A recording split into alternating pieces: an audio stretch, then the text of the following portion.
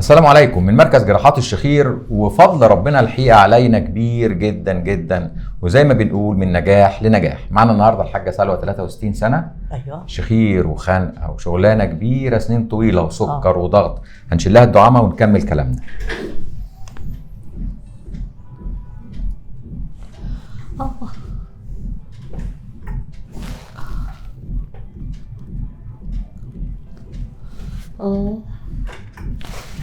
نضفي كده بقى مناخيرك وخدي نفسك وطمنيني عليكي وعلى نفسك. انا امسك اهو مفيش زباله اهو.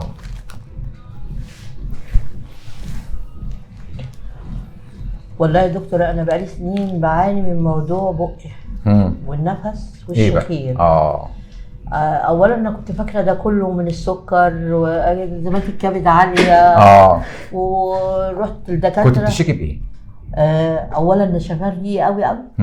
ريقي بيبقى ناشف كويس، ولساني ده مشقق. كم سنه جدا يا حاجه سنة؟ انا عندي 63 سنه. كم سنه بتشتكي بالشكوى بتاعتك دي؟ بقالي بصراحه اكتر من 8-7 سنين. كتير كتير كتير كتير. بس بصراحه لولا وجودك مع الدكتور، احنا ما نعرفش ان في دكتور شخير بيعالج الحالات دي. ده كلامك مظبوط، كلامك مظبوط. صح. لا احنا صح. كل ما نروح دكتور انف واذن، نقط وبرشام وخلاص، وبخاخات. ما فيش اي. الحاجه سلوى الحقيقه قالت نقطه في منتهى الاهميه، قالت ان التخصص الشخير وجراحات الشخير اللي عنده شخير وعنده توقف نفس ما يروحش الا لحد متخصص في هذه الجزئيه في الانف والاذن. بالظبط كده. برافو عليك. لاني انا بصراحه انا ما صدقت لقيتك على التلفزيون مع الدكتور ايمن، جيت لك على طول تاني يوم. شكوتك كانت جامده جدا. ازاي؟ يعني حلق بقي ده ما بقدرش اكل فيه حاجه فيه توم، سقف بقي.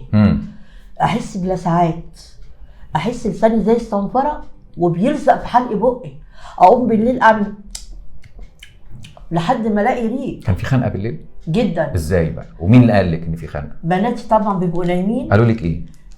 الشخير جامد جدا يا ماما، اعدلي راسك، اعدل هنا اعدل كده، ده السد، اعدل الناحيه الثانيه السد. ما بعرفش انام على ظهري، الاقي الاثنين دول مقفولين خالص، فبضطر اقوم 8 سنين على كده اجري على الشباك اشوف شويه هوا. ضغط عندك اخباره ايه؟ لا انا ضغطي حلو، بس سكري دايما بيبقى عالي. ملخبط. كويس. عملنا العمليه بقالنا 10 ايام ولسه شايلين الدعامه. قولي لي بقى خلال ال10 ايام اخبارك ايه؟ ده انا اول ما عملت العمليه روحت نمت بتاع 3-4 ايام. يا نهارك ابيض. نمت طول يعني نمت ليل ونهار اخد العلاج. انت ما كنتيش بتنامي قبل كده؟ ما كنتش بنام والله، ما كنت بنام. اما لدرجه بقى كان بيبقى عندي هيجان اعصاب. ايوه صح. ازعق للعيال ابعدوا عني، ما حدش يكلمني. ليه؟ ما انا ما نمتش. بالظبط. واخد بال حضرتك يا دكتور؟ لكن الله يبارك لك ويكفيك شر المرض. ربنا يكرمك يا رب. والله ويحسن ما بين ايديك. بناتك قالوا لك ايه وعليكي وانت نايمه؟ والله يعني ده يهمني بقى ان وانت نايمه هم يقولوا ايه؟ ده كانوا بيسجلوا لي الشخير. معقوله؟ والله لا انا مش مصدقاهم. لان انا عيني بتروح في النوم واتريني بشخر ومش حاسه. طب بس انا بقول لهم انا ما بنامش، انا ما نمتش. يقولوا لي لا يا ماما انت عينك راحت في النوم. وبعد العمليه قالوا لك ايه بقى؟ ده الحمد لله قالوا هم اللي قالوا بقى. كويس. بس نومي بقول لهم ايه وانا بسالهم.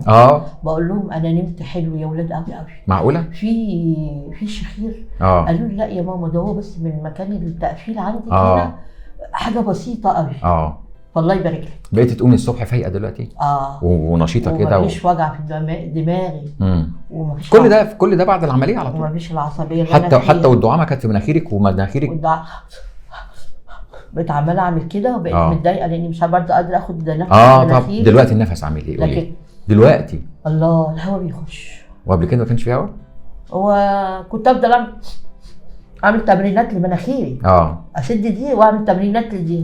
ده انا كنت يعني بتابع كل اي حاجه عشان خاطر مناخيري. والدكتور برضه الله يسامحه بتاع انف واذن والنبي لا وداني باظت. معلش احنا الناس كلها كويسه والناس كلها بتعمل اقصى ما في وسعها. كل واحد ياخد حقه. طمنيني انت عامله ايه؟ اللي عمل لي دي بدعي له. انت عامله ايه؟ الحمد لله تمام. والنوم عامل ايه؟ والله الحمد لله. وحياتك عامله ايه؟ الحمد لله بقت احسن. مبسوطه؟ الحمد لله مبسوطه وبدعي لك. الحمد لله والله. وبناتك مبسوطين؟ كويسين ودنيتك اتغيرت؟ الحمد لله. دنيتك اتغيرت؟ الايه؟ دنيتي طبعا بقيتي مركزه، مفيش جميله. متنرفزه. لا ببقى قاعده حتى مرتاحه كده، بحس ان عيني كمان نورت، فتحت كده وبقت بقت رايقه، مش دبلانه وتعب. مش لا، كانت اخر قبل ما اجيلك كنت حاسه ان ابتديت اشوف بالعافيه، لكن سبحان الله اما عملت العمليه ومشيت من هنا بقول للعيال الله ده عيني نورت. يا جماعه صدقوها، خدوا بالكم الكلام اللي بتقوله ده ما هوش مبالغه. لا مش مبالغه، انا ده اللي حاساه. الكلام اللي بتقوله ده معناه ان الاكسجين وصل كل حته في جسمها، وصل للمخ فابتدت تركز وابتدت تبقى مبسوطه، وصل للدم كويس فابتدت الدم يعدي على كل عضو في الجسم يديله، ورقبتي ارتاحت. ازاي؟ انا رقبتي كانت بتوجعني، وان شاء الله لما تعمل لي ودني هترتاح اكتر ان شاء الله، لان طالما في خنقه زي ما حضرتك بتقول طبعا في العصب ده انا رقبتي ارتاحت فعلا. انا كنت بشتكي بعد العمليه ومتضايقه بعد العمليه. هو الاكسجين يا جماعه، هو الاكسجين بالزبط. هو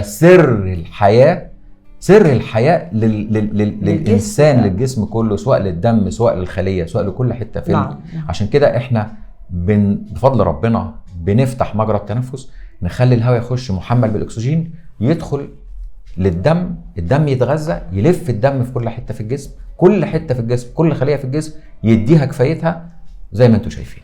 الله يبارك. مش هنقول اكتر من كده، مش هنقول اكتر من كده. حق الله لازم تاخده. الحمد لله على سلامتك. الله يسلمك ومنورانا. الله يسلمك ويبارك فيك. ومنورانا ويبارك فيك. وكلامك حلو يعني. ربنا يخليك. وانا بقول لكل وخصوصا الكبار الكبار بيوصلوا لحاله ما بعد ده 63 سنه 63 سنه ما خفتيش؟ ما حدش قال لك انت رايحه تعملي حاجز انفي وغضاريف وكان عندها تضخم في الجزء الخلفي من اللسان، عملناه لها بجهاز الشيفر والكوبليشن. لا انت عملت لي عمليه رهيبه، كفايه الحاجات اللي انا خدتها في ايدي دي. شفت الحاجات طالعه، اخواتي كلهم مستغربين قالوا مش معقول ايه ده. وعشان كده الدنيا فتحت. الله يبارك لك. الحمد لله الحمد لله. المرض اهم حاجه. كنت بتقولي الناس الكبار لازم ياخدوا بالهم، دي لازم الكبار يا جماعه. الشخير ده مهم جدا، ده كانت ساعات عضلات قلبي الحته دي كانت بتوجعني، يعني في 10 ايام دول مفيش؟ لا مفيش حاجه حصلت لي والله. انا قلت جالي القلب وقلت بس بعد لما اجي اكشف لما لقيتك انا بدور. ما خفتيش؟ ما خفتش. ما حدش قال لك اوعي تروحي، ده انت 63 سنه وهيحصل لك وهيعملوا لك. انت شفت حضرتك انا جايه لوحدي والله. ساعه ما جيت لحضرتك جيت لوحدي. انا بنتي جات لي من الشغل صح، بس جيت لوحدي. انا عايزه اعيش، مش قادره اتنفس.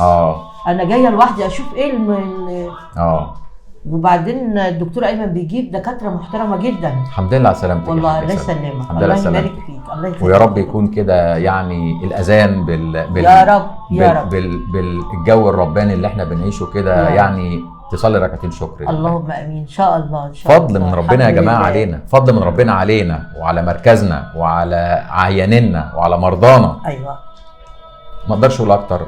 اللهم علمنا ما جهلنا وانفعنا بما علمتنا، مع تحياتي ودعواتي دكتور هشام ابراهيم. يا رب العالمين. امين.